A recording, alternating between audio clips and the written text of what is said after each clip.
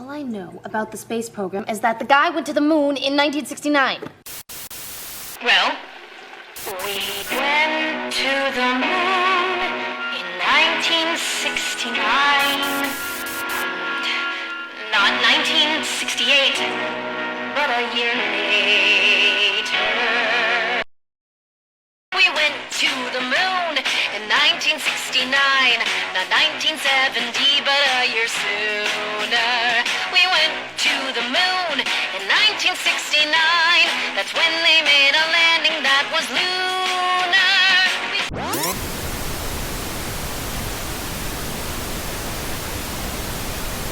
Christy Carlson Romano, a once blossoming actress with credits such as Ren from Even Stevens, Kim Possible from Kim Possible, and The Lesbian from Cadet Kelly, Talk, Valentina. Ally. has now turned to profiting off millennial nostalgia by forcing content down our throats and employing former child stars to beg for their jobs back online. Today we're going to be discussing all of that. This has been a video that I've wanted to make for quite a while now. I have a lot to say, so skip to a certain chapter if you're looking for something specific, but keep in mind that at the end everything will come full circle. We're going to start with the timeline of how Christy got to where she's at today and how she's become the godfather of unsuccessful child actors. Then we will get into the specifics. Sound good? Good. When one thinks back to the heyday of Disney Channel and Nickelodeon teen stars, the first names someone might think of are Amanda Bynes, Hilary Duff, Raven-Symoné, Lindsay Lohan, and Christy Carlson Romano. Once her Disney career calmed down, Christy ended up being in several Broadway and off-Broadway shows, her biggest role being Belle in Beauty and the Beast. She also wrote a teen novel titled Grace's Turn, and eventually started school at Barnard College for Film Studies, where she would eventually go on to meet her now husband, Brendan Rooney. So, what happened to her? Why did she fall off the map? While alcoholism ended up playing a major role in her 20s, it doesn't seem that anyone was wanting to hire her for roles. From what I can tell, and we'll get into this more later, it seems that Christy, on her own accord, left acting and the Hollywood life. It seems to me that she wasn't getting jobs, she burned through all of her money, and by the time she started having children, many, many years had gone by. And when anyone brought up old Disney Channel actors, she stopped being one of the first names that people would mention. She became one of those actors that your buddy would mention at a party to get a reaction, because of course we all remember Ren Stevens, but people move on. Don't feel too badly for her though, because good news for Christy, profiting off millennial nostalgia became a hot button item online. So in 2019, Christy understandably capitalized on her Disney fame by announcing her new YouTube show titled Christy's Kitchen Throwback.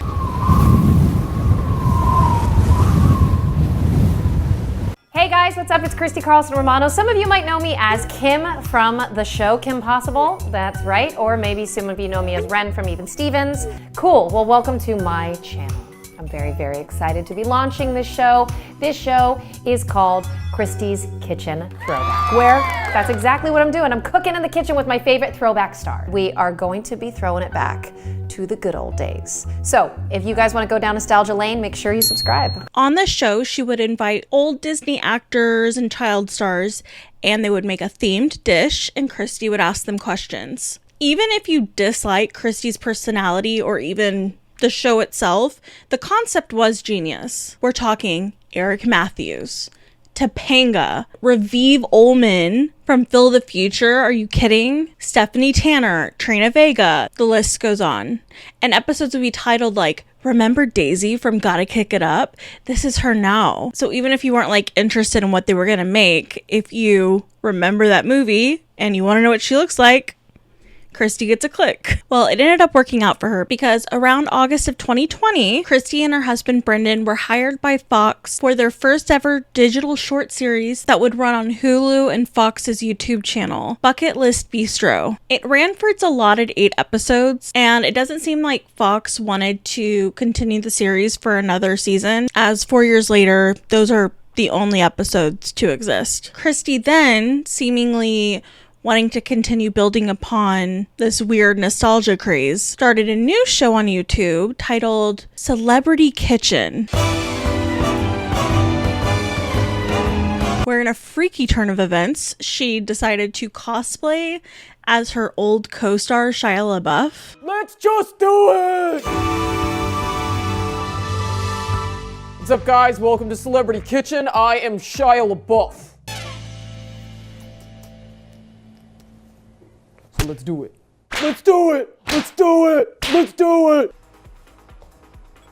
Whoa! Optimus? Optimus, if you're my oven, can you say roll out? Optimus. Let's do it! And his Transformers buddy Megan Fox. Some people have said that I'm insecure. What do I have to be insecure about? I'm only the co-star of two of the biggest franchises in cinema history. Now, I have two different opinions on this. If you get past the initial cringe, at least the Shia video, it wasn't that bad. I've definitely seen worse, right?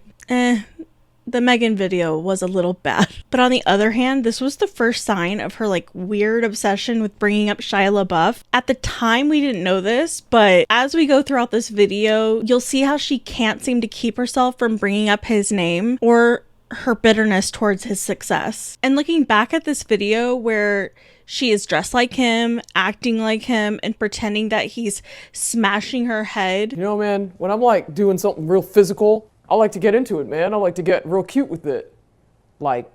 This is a person's face that I don't like. That right there, I know who that is.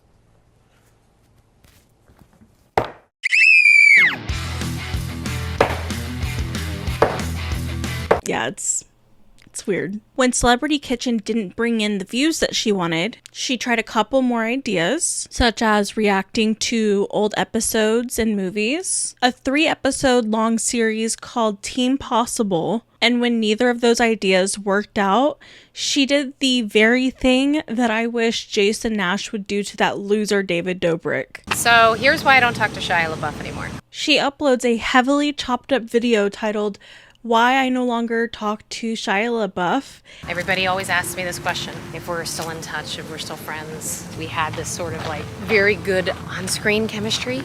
In reality, it just wasn't like that. We weren't really close. It's weird, it's like I said, people just assume you know people just because you work with them, and you really don't. We had a little bit of animosity. I always wanted him to really appreciate what I gave to him, and something that actually really hurt my feelings was when he won his Emmy Award and he was on the podium. I was sitting there with the rest of our team, and he thanked everybody at the table, but he didn't thank me. But I was hurt at the time because I felt like since day one, it was him and me. It was our show.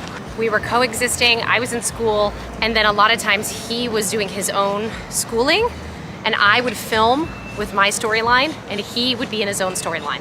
So I didn't see him a lot. He started to really have his own life. He started dating Margot Harshman. He was really good friends with AJ.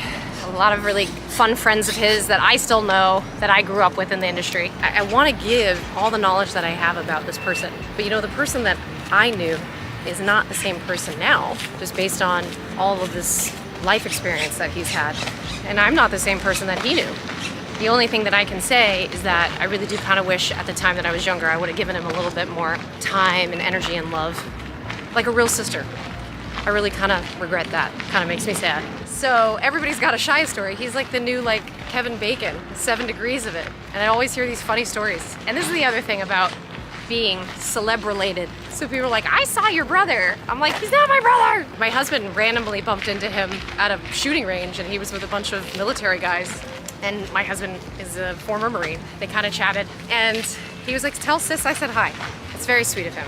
Very sweet of him to say hi. She followed this up with more hiking videos where she explains how acting roles and opportunities were taken from her, and that shit went viral. This is how Vanessa Hudgens got my Fabletics line. Vanessa and I were pretty similar. She's a cool girl, I'm a cool girl. You're wearing her Fabletics line. Obviously, you guys must be friends. We don't really keep in touch anymore because we've never actually met.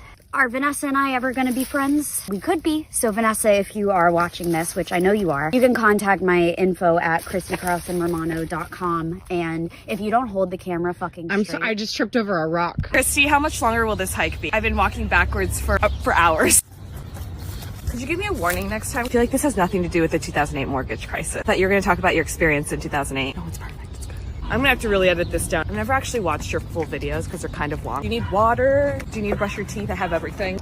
This is a story about how Hillary Duff stole my career because I pooped on set. This story's a little bit hard to talk about just because me and Hillary are pretty close now. I was one of the first people to like her Instagram post of when she had a kid or whatever. Yeah, so I got to set and I was pretty much hitting it off with everyone, craft services. The director called cut. He said he wanted to talk to me. He pulled me into the math tutoring room. It's just something child stars had to do. They had to do math in between takes. And he said, you have to leave because you're farting a lot. And I looked at him and I said, I'm not just farting. And he said, what do you mean? And I said, I have been pooping my pants since noon. And then Hillary went on to do a lot of singing and Sarah! No, that's not, never mind. Sorry, I thought I saw a friend. She went on to have this amazing career and I went on to do other things, be a mom and give away my money to a psychic. So I think that's the story you guys have been asking about on my Instagram. And in a video that I'm still not sure why she uploaded, she explains all the reasons why she lost the money she made when she was famous. This is how I blew all my Disney money. I started making money with Disney when I was 16. I will take you on a journey to my path of financial fluency and how I made and lost millions of dollars. I really regret not investing my money wisely. I didn't get a house. I didn't take any money and store it away other than the Coogan money. That money I used towards going to college at 18. I left the business and I went into college and I took a lot of that money and put it towards not having student loan debt. That was smart, sure. Except that I left school a year and a half in, so I would go to the stores, I would buy really big ticket items from like Ralph Lauren. So much so that I actually had a friend who worked there and was my personal shopper. Including that she was scammed out of $60,000 by a psychic. The biggest regret I have is that a psychic came into my life and managed to get a bunch of money for me. Overall, I was not being taught how to manage my money. For example, when I was 21, I had a record deal, I had a book deal. And in that year, I made just about $1 million. And in that same year, I spent it. And no, I'm not joking. Unfortunately, her views would start to plummet from the original surge that she had received. In my opinion as to why that is, her personality came off as unlikable. Her content was like all over the place between like all of her different self-made shows. And the tea was ice cold still. Like, girl, no one cares what you have to say about Bill Clinton. And no, you were not almost in Princess Diaries. Sorry. My first reintroduction to Christy and my first knowledge that she even had a YouTube channel were her videos about Shia and the videos about her losing money. I was as equally intrigued and turned off as the rest of the internet. For a couple of days, it was kind of like, oh, this is kind of cool. We're getting tea right now. To realizing that she's really just serving us word salad and taking 10 minutes to say the sentence, Shia and I aren't close. I haven't talked to him in years. And I am jealous that he found success and I didn't. We went from seeing each other every day to then not seeing each other for years to him being this like huge star. For a while, I think the ghost of who Shia was and who he became was really frustrating for me. I didn't watch any of his movies. I couldn't bring myself to watch them because I thought, oh, you know what, like, I was a bit salty. I felt like he had gotten a better agent, a better manager, and so I kind of felt a little jilted by the whole situation. I was like, here he is, making a big old splash in Hollywood, and here I am. I chose to go to college, and there's consequences that come to that, but like, there was definitely an undercurrent of regret, but also an undercurrent of like comparison.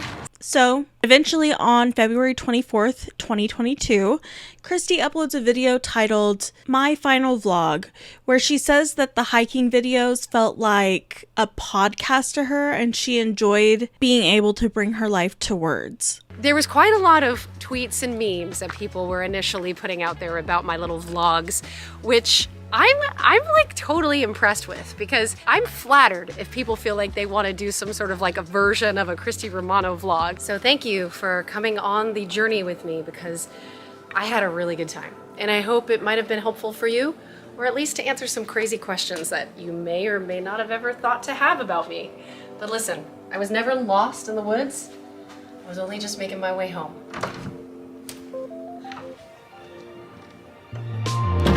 Wow. How moving. Great line, Christy. You really sold it there. And I'm not getting toxic life coach vibes at all. So now that she's made her way home, what is her channel going to look like? Now that she can be her own person, what is it that she's decided to do? Well, Christy and Brandon would go on to produce multiple podcasts under their new network called Podco. The I Hear Voices podcast and the Vulnerable podcast trailers dropped immediately after the final vlog, and she continued alternating episodes of these podcasts despite their low views until today. Oh, wait, Starting today, my podcasts, Vulnerable and I Hear Voices, will be streaming on Apple, Spotify, or wherever you listen to podcasts. In the very near future, we will be bringing the video versions of the podcasts back, but they will be on their own YouTube channels, which you can find now in the description below. Starting tomorrow, 6 days a week, I will be making videos about my point of view on pop culture and world issues. It's time I share my voice with the world and for people to get to know the real me. For today, please enjoy this incredible vacation I took with Princess Cruises, which this tired mama needed very, very badly. Christy, isn't sharing your voice with the world what you have been doing for years at that point? As time went on, she refocused on her Vulnerable podcast and began dropping more podcasts under the Podco network. This is when we were introduced to Wizards of Waverly Pod, Ned's Declassified podcast survival guide, Full House Rewind podcast, and her most recent venture, Big Name Bitches. There was also a podcast called Brotherly Love that starred the Lawrence brothers, and it's still going, but it's not listed on Podco's website anymore. I only find this interesting because if you compare stills from the Brotherly Love podcast and the Ned's podcast, you can tell they're using the exact same set, but I digress. Each podcast was given their own channel, except for Big Name Bitches, which I find interesting. And I believe they're all filmed at the Podco studio, which is based in LA. Hi guys. Just a quick side note. I just learned that during the recent writers' strike, the Lawrence brothers left Podco and now continue the podcast on their own. So good for them. Anyway, back to the video. If Christy has ever reminded you of an MLM hun, you're halfway right. She's actually an MCN hun. You can join what is called an MCN. It's also called a multi-channel network. You join them, you get their benefits of being in their network, and they might also give you some extra benefits like maybe some help with editing tools and things like that. And in exchange for that, they get access to YouTube Studio. You sign a contract with them, so you will be legally bound to them. Any ad revenue that you get from your channel, it'll go through them first. A multi-channel network is similar to Full Screen Studios. They provide the resources for you for a cut of your revenue share. In some NCNs, this means that they take 15%. In some, that means 30%. I've even heard of 50%, which is ridiculous, but it's happened. It was me and it was Brendan Rooney who started Podco, who's Christy's husband, who hit me up. We had been friends. We had met a few times, and he hit me up. He was like, "What do you think about a rewatch pod for Ned's? And do you think Daniel and Lindsay will be down?" And I was like, "Oh yeah, oh yeah, it's perfect." Podco would then, in theory, provide them a set and equipment to make their videos with, possibly offer them editing and uploading assistance, and then, after taking a cut of the earnings from that show, divide the remaining funds amongst Devin, Daniel, and Lindsay. Of course, all of that is my theory as how it all operates. We don't actually know the truth of whatever agreement Podco makes with their channels, but if I was to make an educated guess, that's what it would be. This ended up being the most lucrative project that Christy ever took on. As Millennial nostalgia, as much as I am tired of it, it's still very much profitable. Nostalgia influencers are all over Facebook and TikTok with their Remember This videos. And to be completely honest with you, as much as I hate them, not the content creators, like the content itself, because it makes me feel old. And the fact that, like, we get it. Like, how many videos can you make about how we used to have flip phones? Like, we get it. Unfortunately, nostalgia influencers will always be a thing. Eventually, millennials will stop watching or the creators will move on. And by that point, Gen Z nostalgia will start trending. I don't know. So, that doesn't make me want to rip my hair out at all. Anyway, let's move on and get to the good stuff.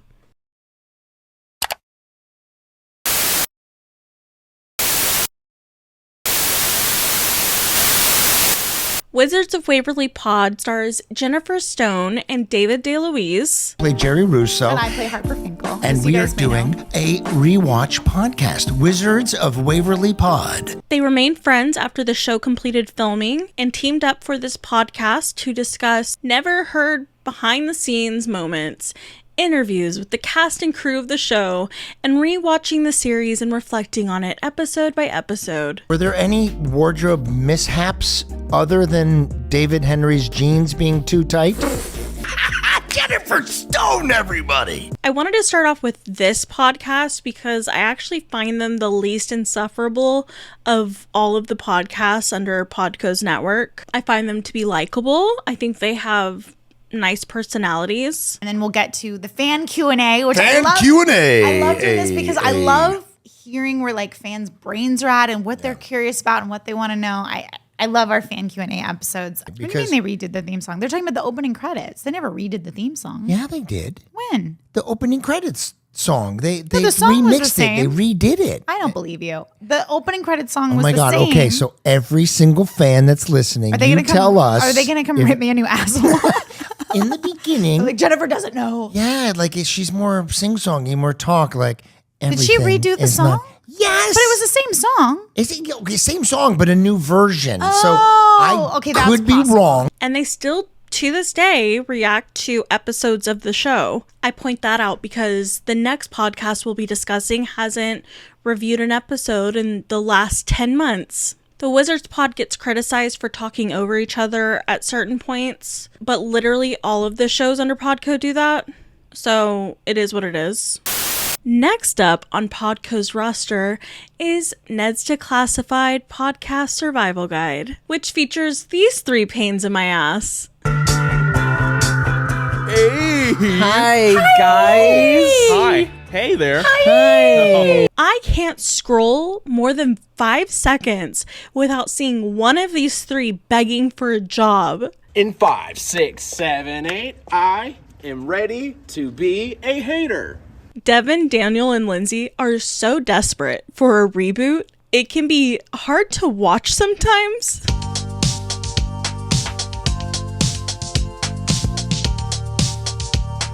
Why is Nickelodeon not doing a reboot of You but Zoe 101? I don't know, because we pitched such a great Oh, yeah. pitch. I pitched the reboot with Scott Fellows, the creator, and Michelle Fellows, his wife. For us as adults, they don't want it. Or they don't want it right now. What was the feedback specifically? It was so passive. It was like, great pitch. Nope. But also we were like, we want to sell it. Like, we'll pay you. Just let us go sell it. Yeah. And they're like, not right. We're going to hold it and do nothing with it. And like, thank you, great pitch. It was a fucking email. Am I making this up, or was there a time when it was like announced that Zoe 101 was getting like a reboot and you guys were like, what about us? Oh, definitely. That happened, right? Was our Okay. first viral hit. Yeah. I was in full agreement, like, yeah, where is their reboot? Yeah. I was kind of on Yeah, the side of we were I the was on the side of stepchild we don't of need to Nick. bring Zoe 101 back. We love all the cast. We love the guys, Like, yeah. we're we had like Chris on our show. Like we're friends with them, but Like frenemies. yeah, like frenemies in terms of like. To be clear. No, they're good. like no shade on the cast and No. creators, but No. yeah, when we saw that, we just had to put something out. Like Oh yeah. Just because we were jealous. what Like, exactly? Like what the fuck? Where's our love? Like it was straight jealousy. Yeah. It was yeah. Recently, Ned's Pod received extra attention when Devin and Lindsay decided to tell the world that they used to bang. And dude, they love talking about their sexual encounters. Do you remember the first XYZ. What are you going to ask on this podcast? What are you going to ask on this public podcast, Lindsay? Do you remember that? The first what? The first one, Devin. First what? BJ. I actually do. You really want to talk about this on the pod? I just wanted to say that I felt like a failure from that point because he didn't finish. I know. Yep. No. You didn't. You didn't. After a moment, he just said, thanks. Okay. And you got up and you went to the bathroom and you did your thing. No. I don't remember that at all, so I can't tell you like why or what was happening. So which one do you remember? The one on the couch? No, I remember the one in the backseat of your car. See, we can't talk about this on the pod. Damn, they're numbered? This is great. No, because to me that was the first one. Yeah, this is so fucked up. I can't believe you're bringing this up. Dylan's back there like, yes, this podcast is gold. For me, the first blowjob was the first one where I fucking came. Right. And you, backseat of your car, were outside my house in Holly Ridge, just parked there. Right. And you are like, no, it's good, like finish. And then you got scared and you go, oh, sorry. And then I'm just like, oh, my car is coming in your fucking car, dude. To the point where if you look at a group of like 8 random videos, 3 of them will be about Devin and Lindsay hooking up when they were teenagers. Susie!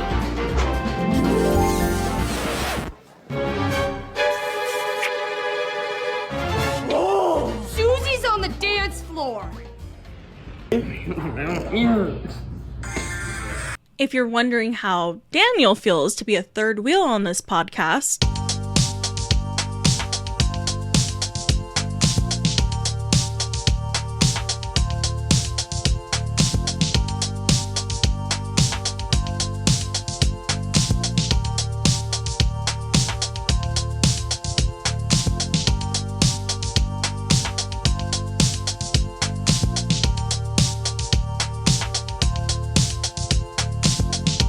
he gets by. Barely. Lindsay and Devin will be like discussing all of the different positions they've ever tried, and Daniel's just sitting over there chilling out. He's just happy to be there, I guess. The overarching theme that I have noticed about this podcast is that they have no shame. And like, hey, that's fine. I'm not judging. I'm simply observing. They have no shame, in my opinion, and that leads them to do interviews where they ask the most insane questions. Yeah. Tell me about your first relationship. When did you first realize that you had lady parts? You know what I'm saying? And welcome to the pod, welcome to being on the pod with Lindsay. Well, just because I feel like Jennifer, this is how I see Jennifer. She's so classy, so so versed, so worldly, so everything, and now I just want to know what it's like inside that libido. First, like sexual experience? Is that what you're like? The first time I was aware that I wasn't like either on your own when you first became aware that you love your stuff, or with another person. Actually, both. I don't want to know about Jen's childhood libido, Lindsay. I don't want to know about your child. It was high. But what in a relationship have you felt like most broken, or like what was the worst like breakup that you've ever had, or like the thing that you had to heal from for the longest? It's real. It's tough. Lindsay's just like it's something I'm currently working on. If watching that made you uncomfortable, I would guess that that's Lindsay's fault. There's a Brad out there waiting for you. Yeah. Can he not talk about like meal prep and exercising? Now that I don't know about all that. Dude, how are they so boring? Oh, I can't. How? I call them. Oh my god, I don't care. Them gag ball scenarios because they're what gag balls were built for. Just Amen. Shut up. Amen. Just shut up. And I sometimes can't tell if that means they have a big dick or a small dick, and I'm just like, what's going on? I was on TikTok Live the other day, and lo and behold, a TikTok Live appears in front of me with the whole Ned's Declassified cast sitting on a couch and answering questions. They were like filming a video, and one of them had propped up their phone in the corner. And I noticed a couple of things straight away. Lindsay was acting very excited, as she normally does, but she was also not wearing a shoe and like kept it that way for like a bit of time. I don't know why. And then I saw these clips. Wow, you just squeezed my whole tit. Dude, I'm not gonna look at it because it's creepy, but look at all of this hair! It is a jacket! You were wearing an undervest at all times. Somebody said take your shirt off, you couldn't. What was that?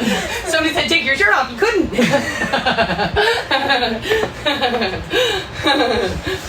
Alyssa goes, Dev has a lot of hair, doesn't he? Like on it, and I was like, yeah. We were just talking about hair. I come from hairy people. No, it's great though because it's groomed, but it's also plush. Oh yeah. There's a lot there.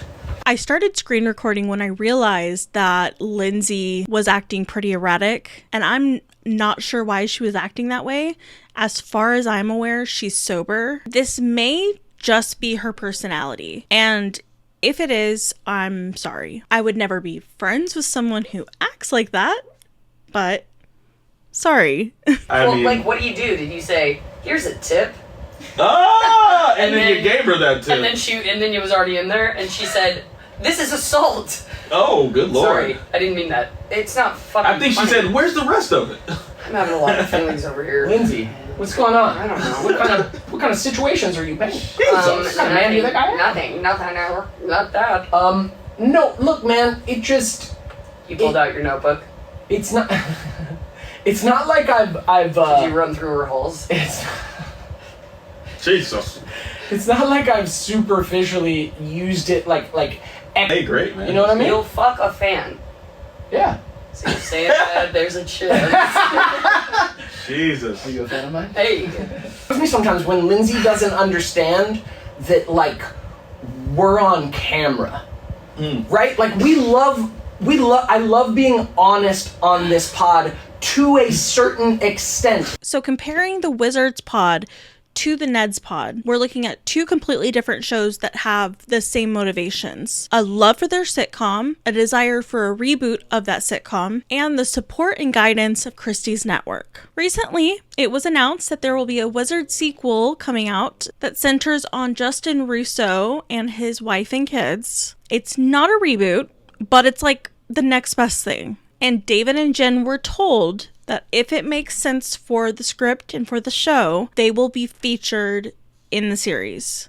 To be determined, it could not happen. In my opinion, I think that Jen and David would be welcome on the show. They aren't like reeking of desperation for another acting role. They're more easily employable, and I don't think it would take away from the series to have them guest star or even be a reoccurring character. Though the messy part of me would live if only one of them got cast and the other one didn't. Their friendship would be put to the test. And that's just great content, let's be real. Anyway, Ned's on the other hand, they have begged and pleaded and screamed in our ears for so long about wanting a reboot. I think they've stolen any excitement that a Ned's reboot would have. I'd be watching this reboot and just be very aware that Mose is Lindsay, the same Lindsay who did this.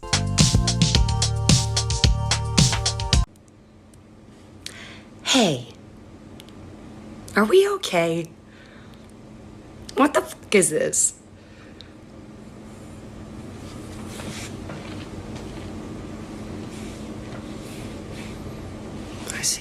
And I know I'm gonna keep learning.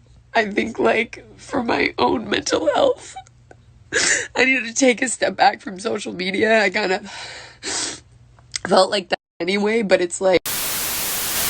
Let's talk about the other two podcasts that Christy takes part in. Vulnerable was one of the first podcasts that she started, and she likes to focus it around mental health, allowing child actors from Disney and Nickelodeon to tell their stories, and generally just having guests on and talking with them. There is an important, larger conversation about child actors that is very important. Child actors are commonly and sadly exploited. And for those that worked on a children's network, they're essentially working in a bubble that becomes more unrealistic as the child ages. I worked since I was 11. And basically, as long as I was auditioning, I was getting work. And the Disney Channel kept giving me work. And so, I think back and I'm like, why did I just think it would just always be there? But at the same time, it's like, I was trained. It's like Pavlov. It's like a Pavlov. It's conditioning, right? Yeah. I'm conditioned. Mm-hmm. So it kind of worked. It was a little bit, and then it kind of started to peter out. And then by the time I was like 25, the weight of every audition being like, hey, this is your livelihood. He goes, Christy, I just want you to know, like, you might not work for a while after this. And I was like, oh, wow. Oh my God. Like, I wish I could go back and like just give me a little spank on the bottom and just be like, shut the fuck up. Cause like, you really don't, like I said, you're trained to think things are going to keep going. In our defense, it's all we knew. So I like that Christy gives these conversations a platform. The public discourse about child exploitation has been on the rise in recent years, and that includes child actors, thanks to the bravery of these child actors coming forward to discuss their experiences working in the entertainment industry. I think this is Christy's bread and butter. I think she is in the right place at the right time with this podcast. The only question would be, what are her motivations? Now the Vulnerable podcast is not without its flaws. There's a reason she doesn't get the views that she should have. A common critique that Christy receives is that she tends to make a lot of things about herself. But it's this symbiotic relationship, I will call it, that like when Shia LaBeouf is in the news, people look to me because I played his sister. And so people are like, well, what's her 10 cents on it? Or what does she think? And oh, look at how great she's doing, but he's not. It's like they can't help themselves because they were grown up, or they grew up seeing us in a very particular way. And then with Hillary, it's like, oh, either Christy is good like Hillary, like they both didn't go crazy, or if anything ever were to come out like, oh, Hillary's so great. And I never got direct comparisons for her being great and me not. It's more like they grouped me in with being part of like the celebrities that didn't lose my shit. Which, let's face it, every single celebrity has lost their shit. You just don't know it. Yeah, of course. Yeah. Would you do like anything it. reboot? Would you want to reboot anything? Good Luck Charlie 2.0? I think I would. Mainly to get to work with those people again. I would not be able to say no, I think. If we got the people together, I would probably. I can't tell you how many people tell me that my daughter, like over the years, looks exactly like the girl from Good Luck Charlie. It's wild. Have you seen my daughter? I don't think I have. Oh, yeah. Wow. Yeah. That's wild. Yeah. I'm like, what do I do with that information? I don't know. It's tough because when they say that, it triggers me into being like, oh, I should put her in the business. She looks like the girl from Good Luck Charlie. And I'm like, no. Yeah. That's not our path. That's not our path with our girls. But they really are thriving and stuff. So you're dating an actress. I am.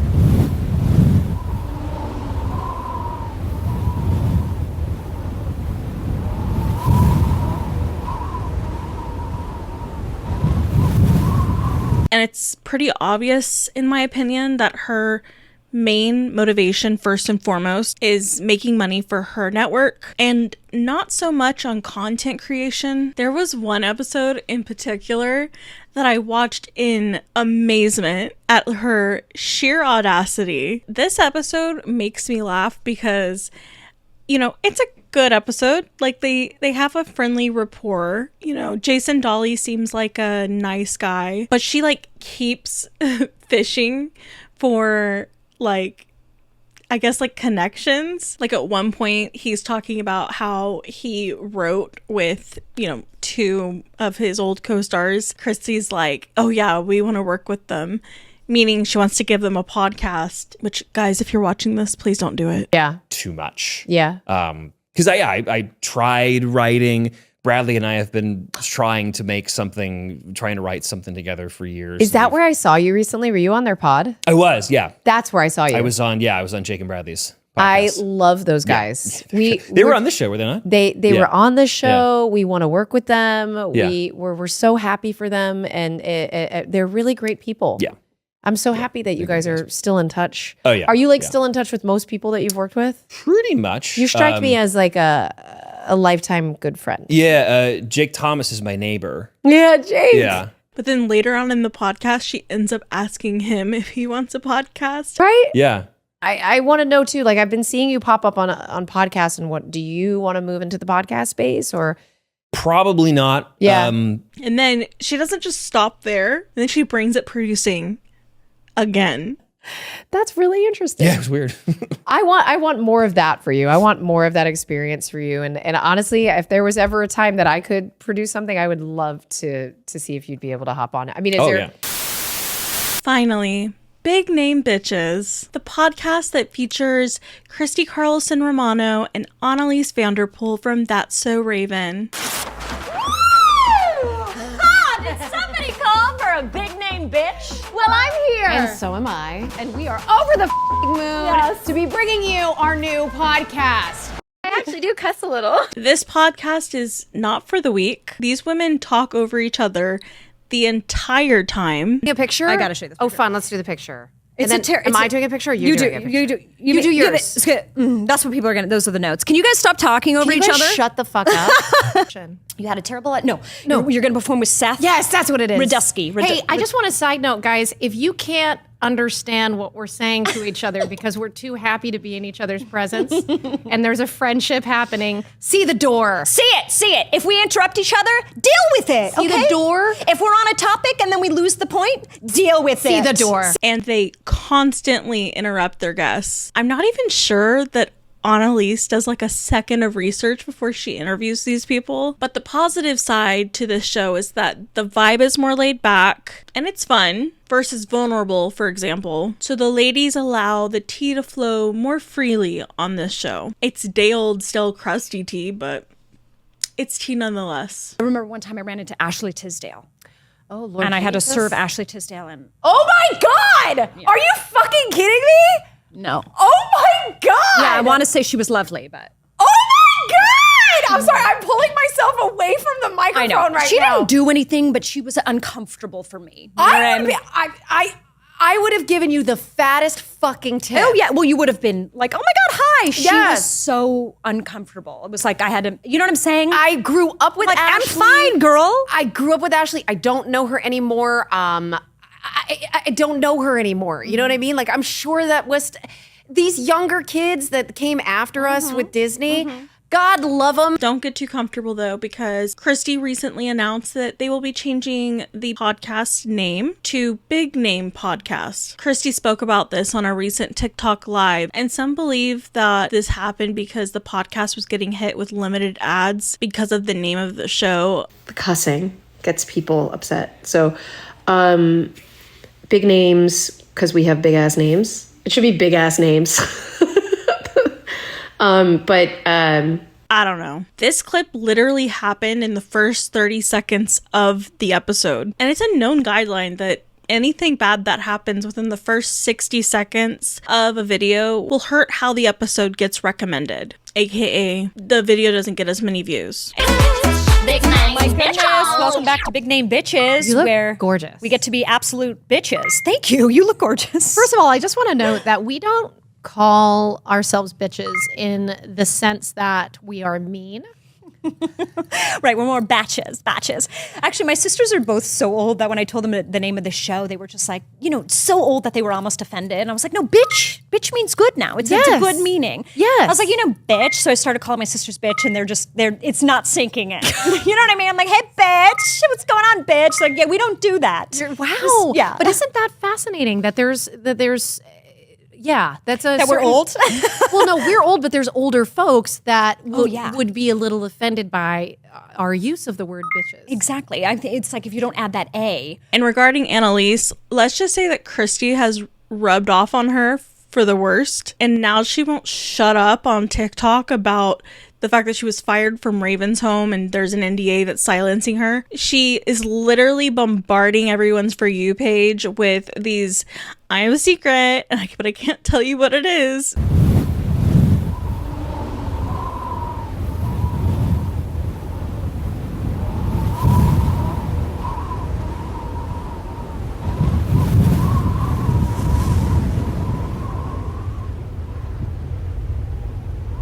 There's just so much I could say, but I think I will save that for another video because I could go on. So, do you remember how Christy once cosplayed as Shia LaBeouf? Let's do it! Let's do it! Let's do it! It turns out she can't keep his name out of her mouth. The amount of money that they owe him in royalties from saying his name, it's ridiculous. Totally did and do feel like, even if I'm not in like contact with Shia LaBeouf, I still very much feel like I was an older sister to him. Do you recognize this person? She was in a show with Shia LaBeouf called Oh, even Stevens. You're his sister.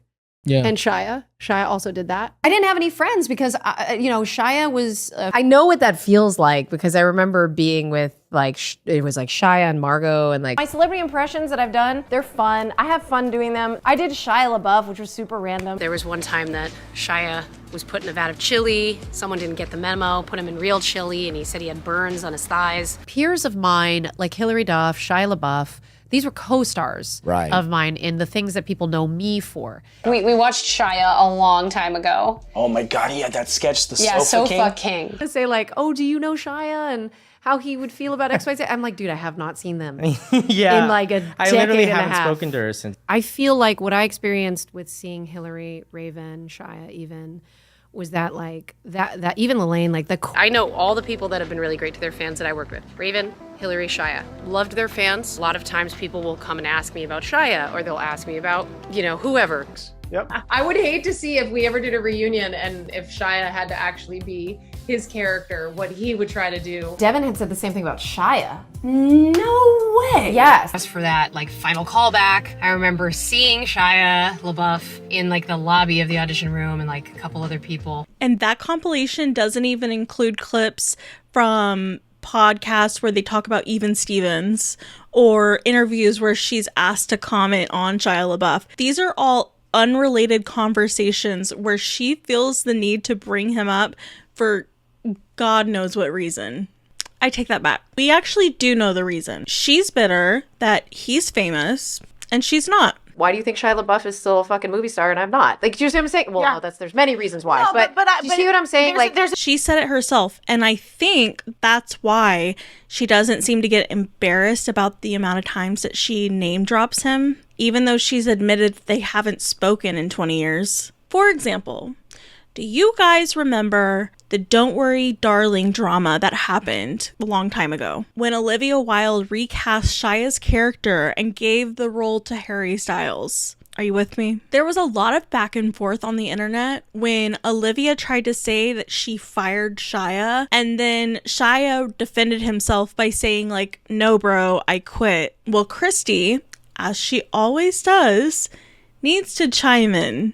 Not my circus, not my monkeys, not my circus, not my monkeys, not my circus, not my monkeys. Bro, that is shameless. You're not even friends with him anymore. You are quite literally not a part of his life. You're someone that was friends with him when y'all were teenagers. That's like me making a TikTok, inserting myself in my friend from 7th grade science class's divorce that she posted online, and I just have to make a comment on it. Pardon? Why? And if you're watching this and you're like, well, Lauren, they were on TV together, they have a bond, you wouldn't understand. Okay, well, she's admitted herself that after the first season or two, they gave Ren and Lewis separate storylines. So they didn't get to see each other very much after that point, meaning that at max, they were close for 2 years of their life. So I don't know. I find it suspect. And if I were Shia, I would feel pretty uncomfortable. That's what we always called Christy out for, is that she literally draws everything back to herself. She'll not be involved in something at all, like the freaking movie drama. What was it called? Don't Worry, Darling. And she'll be like, wait a second, Shia LaBeouf was supposed to be in this movie? I knew him.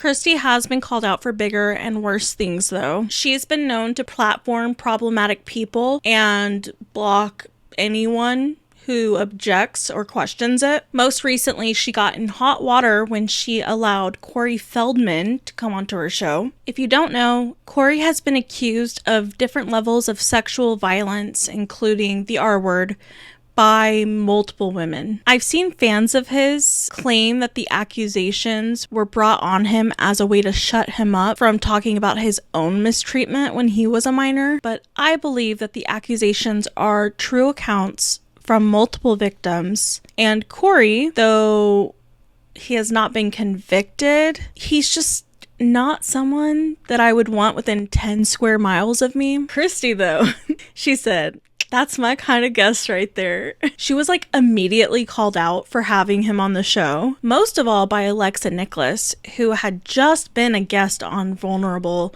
like right before Corey. I didn't realize the immense issue when it came to sexual abuse in the music industry, just the entertainment industry in general, until I came forward about my abuse.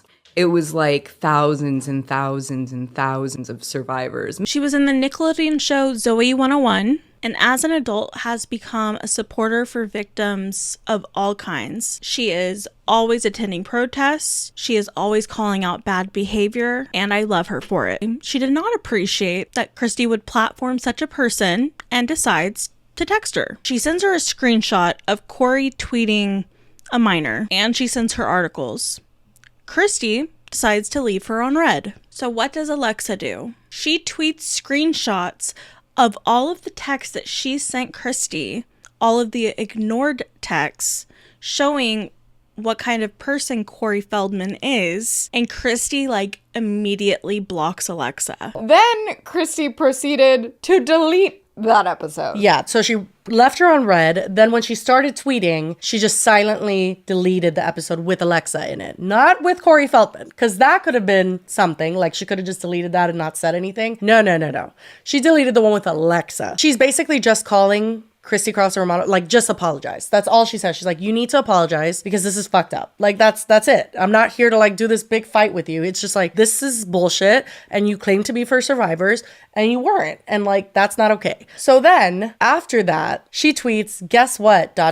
Christy Carlson Romano blocked me. That says a lot about her. Sad, real sad. The blocking to me is insane because it's like, that's not gonna make everything stop. And then Lindsay of the Ned's podcast blocks her too. You don't know who Lindsay Shaw is. She is the girl from Ned's Declassified School Survival Guide, the like really tall one. She then says, so I was erased from her Vulnerable podcast as a survivor, but not Todrick Hall. Still taking notes here. Did she collaborate with Todrick Hall? Oh, I don't know. If you guys have watched this podcast, we've had a few episodes on him down, but Lily had sent this to me because Alexa said, okay, Lindsay Shaw, thanks for blocking me. I'm sorry I didn't give you a gift like Christy Carlson Romano, ... And she posts a text from Christy that says, trust me, I worry about working with Lindsay all the time. I've been trying to empower people by giving them platforms, and sometimes I'm a little disappointed at them not understanding the gift they've been given. But let's keep that all here. It's so weird to be in any power position for me. I can't. I knew it, Christy Carlson Romano. I knew it. That just reeks of everything we felt back during the gift. Okay, I'm gonna be so careful with how I say this, but Christy, there is one episode of your podcast I just scrolled that has 4,000 views. I am not shaming anyone for not having views, but literally, like, she doesn't even pull views. Like, that's the thing. I'm like, girl, is the gift in the room with us right now? Like, I'm very confused. And she tweets again and says, look how quick Christy Carlson Romano was to remove a survivor from her podcast, but not an alleged predator. Everyone take notes. I definitely am. Yikes.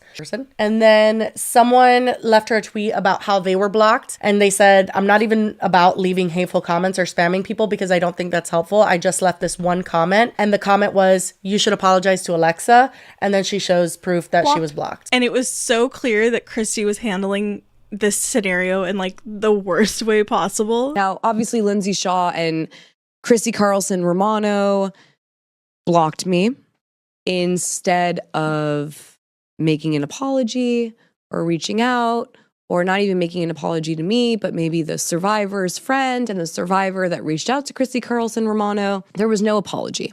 Now I'm also blocked by the podcasts. So Podco and Vulnerable podcasts that I was on, that I shared my, deepest traumas. I got blocked there too. I will live. This is not like, it just is triggering and sad. Bro, she didn't even take down Corey's episode until way after she started getting backlash online. Fans started talking, and that's when they realized another thing that Christy did. Prior to all of this, Christy interviewed Holly Madison. Holly bravely talked about Hugh Hefner and discussed how he mistreated her.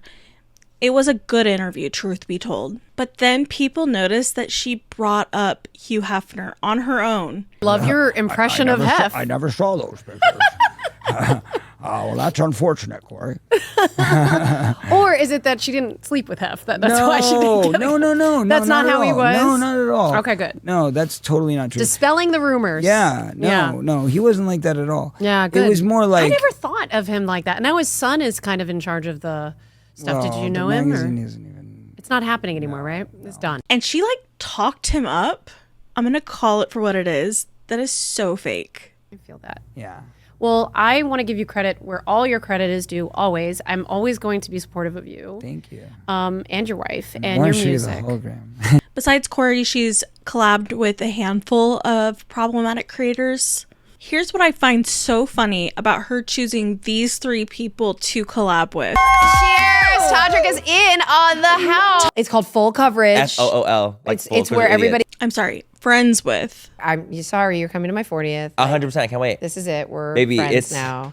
She mentions Manny's authenticity. What I love about you too, which really echoes in the OG YouTube world, is that your reputation in the products that you endorse, work with, put on your face, everything that you do, that's that authenticity that I feel like is starting to wane. He is in the top 3 of creators who do not disclose their ads. He was also quite literally one of the catalysts of Dramageddon a couple of years ago. And don't ever forget that this happened. And Jeffree Star and Manny MUA did this meet and greet, and there was a fan, and she was autistic, and Manny basically laughed in her face, and then he had to get on the internet and make an apology for it. A lot of people forget that this happened, but he snarled his nose up at her and laughed.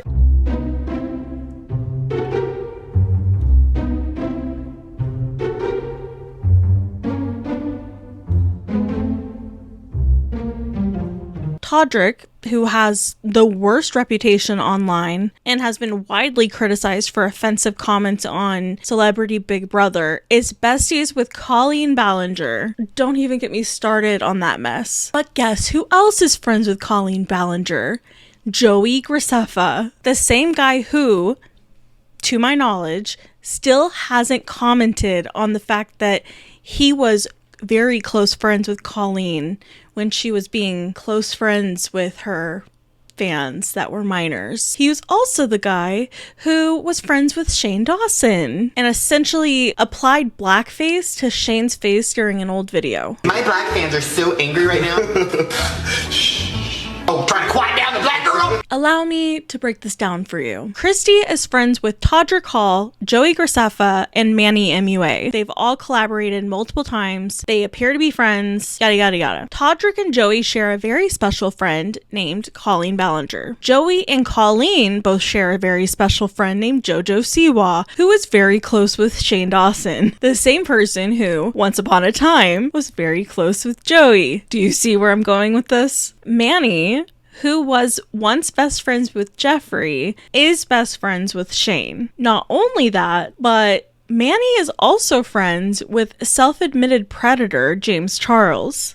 What? James, this is so cute. Thank you, B. And then I also have... Am I saying that by collaborating with these 3, she's essentially co-signing the likes of James Charles? I don't know. You're the one asking. I'm just saying birds of a feather, you know? Quiet on the Set, a documentary about Nickelodeon in the 2000s, Dan Schneider and his effect on it, and all of the child actors that were mistreated during that time, came out. And it was a 4-part series, and during that series, we learned that Drake Bell was a sexual abuse survivor. And as soon as everyone found out about this, there was a lot of support online. People, congratulating him for his bravery and just offering general, love and support to him for what he went through and detailed in the documentary. Well, meanwhile, Devin, Lindsay, and Daniel, the Ned's podcast decides to go live, and they decide to run their mouths and say this. Coming. Daniel, I told you. Daniel, we told you never to speak about that.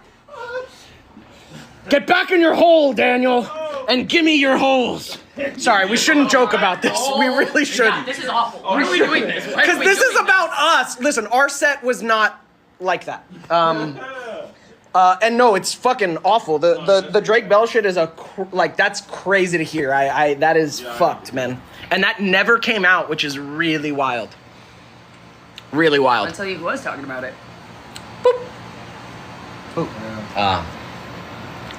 Okay. Oh, so y'all were in on it. Oh, God. Damn. Wow. I'm not talking about this anymore. No. Talking about this anymore. No. Guys, we can't joke like this. Jesus. Guys, we're sometimes humor helps us move through things, you know? 100%. So obviously, Drake Bell ended up responding to it on Twitter, which then caused Devin to tweet a Notes app apology. I was being an idiot today, no way around it. I feel horrible that my dumbass was even speaking about this without seeing it. I watched Quiet on Set tonight and am horrified by the gravity of what Drake and others shared. Truly heartbroken about what my fellow actors went through. I can't believe they weren't protected. I'm sorry for compounding any hurt. Even if you didn't know what was going on, that's not the fucking joke you make. Which literally we all know is like the laziest way to make a statement online, but okay. We may need to put an end to TV sitcom rewatch podcast because the cast of Ned's Declassified has ruined it for everyone. The show has proven to be a net negative for society, as they'd much rather talk about their sexual escapades as young teenagers rather than the show itself. With the recent clip of them making light of Drake Bell's trauma going viral, you'd assume that they'd go to their platform and take full accountability for their actions, but they failed to do so. We were on a TikTok live being asked to comment on the Quiet on Set documentary, which we hadn't seen. We fucked up, I get it. We hadn't seen the doc. Now having seen the documentary. You had no clue of the magnitude of what they were discussing. We're also multitasking. I'm sitting there editing the sound. Yeah, guys, I think we need to break out the ukulele and try that one again. To summarize that whole clip, they're pretty much just claiming ignorance for 2 minutes straight, which I don't think anybody's buying because they know what the documentary's about and they've heard about what happened to Drake Bell. Obviously, if they hadn't seen the doc, they don't know the magnitude, but I don't think that changes anything. When making an apology, rule number 1 should always be to not make an excuse about anything, let alone in a public apology, because you will not seem like you're being genuine. We fucked up. Yeah, like, absolutely. I get what it looks like. We are all clearly on the same page here. I mean, we all know each other so well. It's like we finished each other's sentences. That's what that felt like. We saw what Devin Werkheiser did last night, which was beyond inappropriate, and that's been the culture, honestly, when it comes to Ned's Declassified in general. I've had some issues with them in the past about how they behave and how they speak about survivors.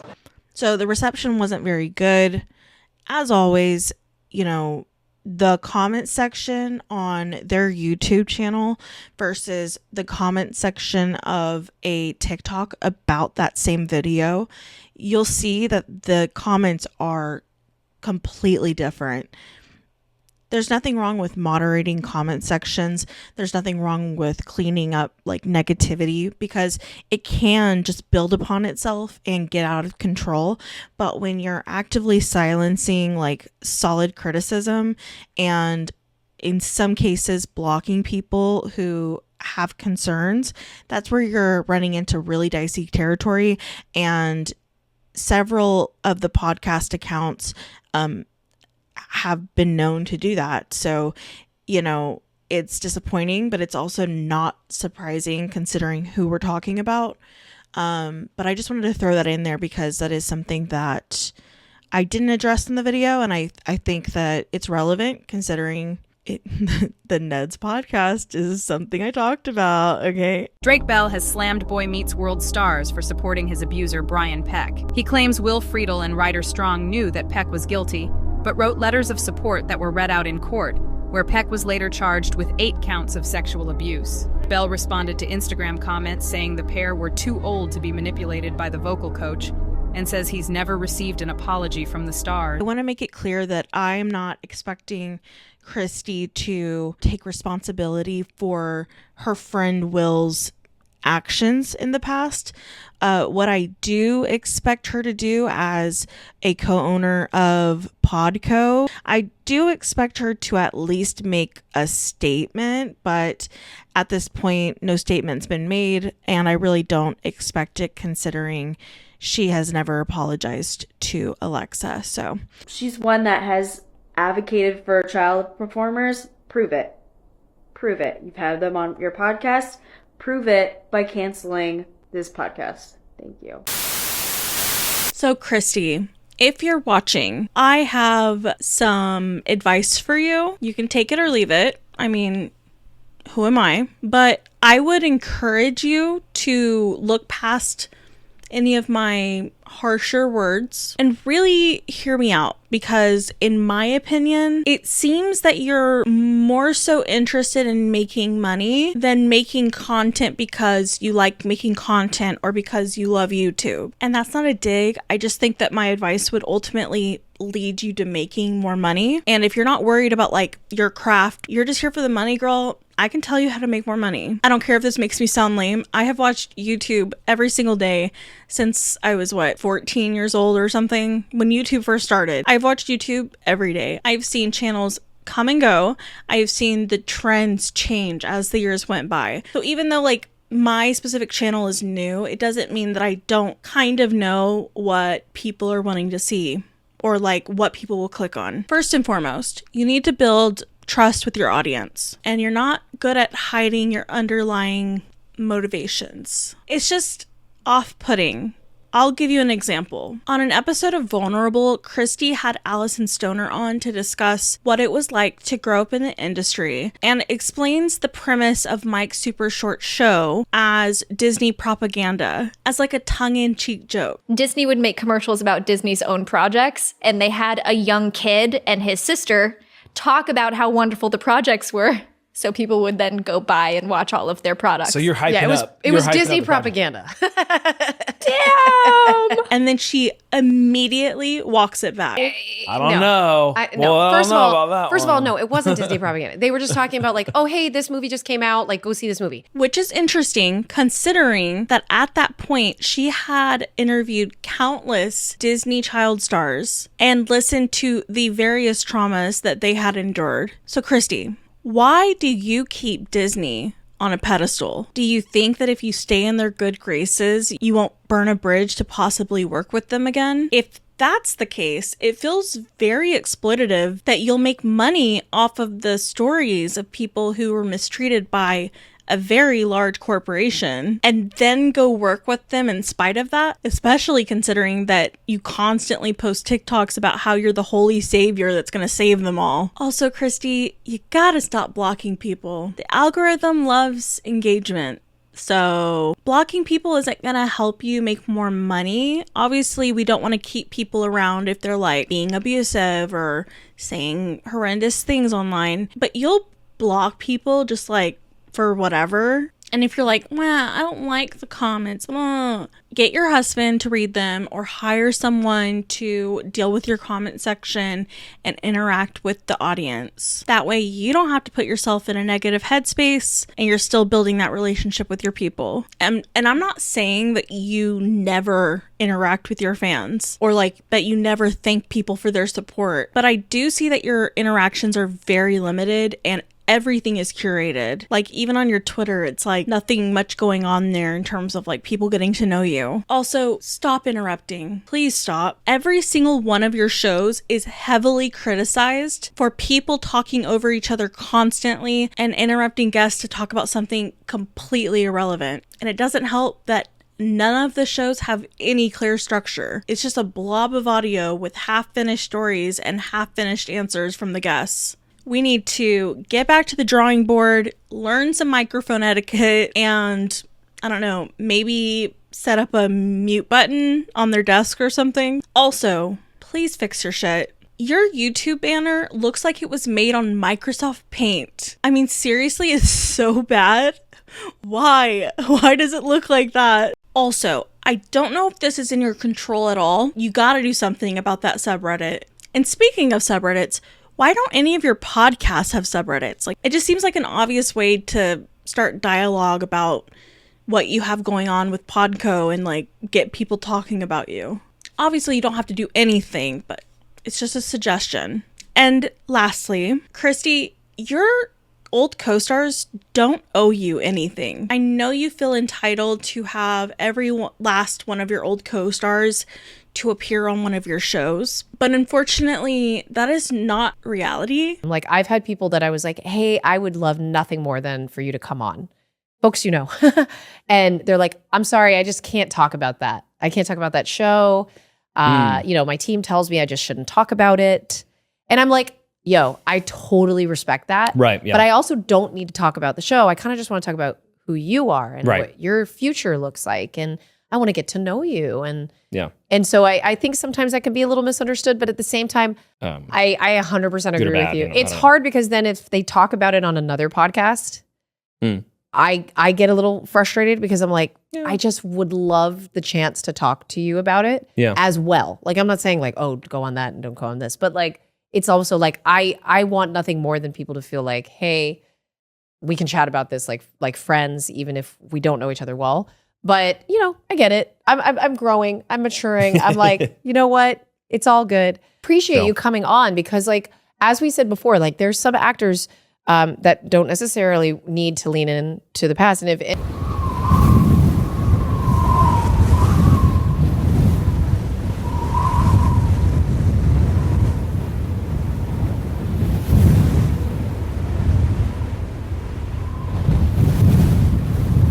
the Christy effect, as I have come to call it, is cramming yourself in front of people's faces in the name of nostalgia, meanwhile ruining all nostalgic memories that people have of that person by being self-centered and cringy. If I was trying to make it in Hollywood and I'm trying to keep up a certain image, I'm not going on your show either. And I'll calm down my words.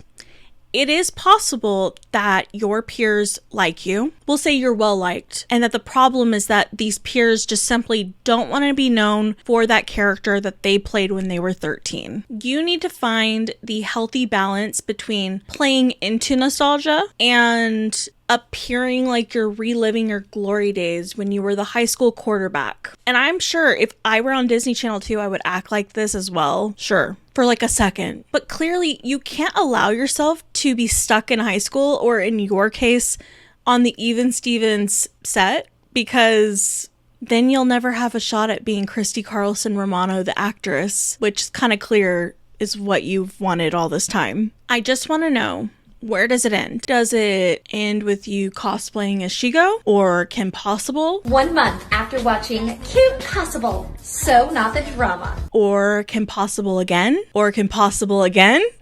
At what point do you stop? That's my question. If you decide that you never want to stop and this is what you want to be known for like the rest of your life, then please quit making bitter comments about your old co-stars who have found success and just be happy for them. I appreciate all of you for watching, and I look forward to reading what you all have to say in the comment section. And Christy, if you decide to block me, that is fine. I was more of a Lizzie McGuire fan anyway. Bye, guys. We went to the moon in 1969, not 1970, but a year sooner. We went to